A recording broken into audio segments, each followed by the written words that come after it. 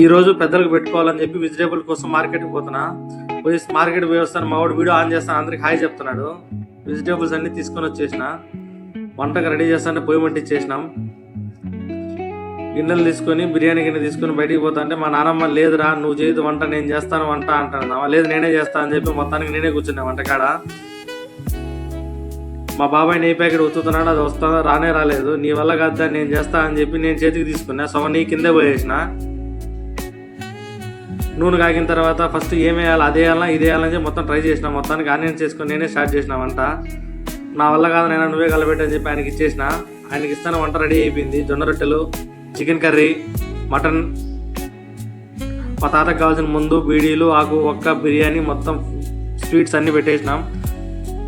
First మా నాన్న సాంబ్రాణి వేసినాడు, దాని తర్వాత మా రెండో బాబాయ్ సాంబ్రాణి వేసినాడు, దాని తర్వాత మా మూడో బాబాయ్ సాంబ్రాణి వేసినాడు, దాని తర్వాత నేను సాంబ్రాణి వేసిన. ఈరోజు డేట్ కంప్లీట్ అయిపోయింది.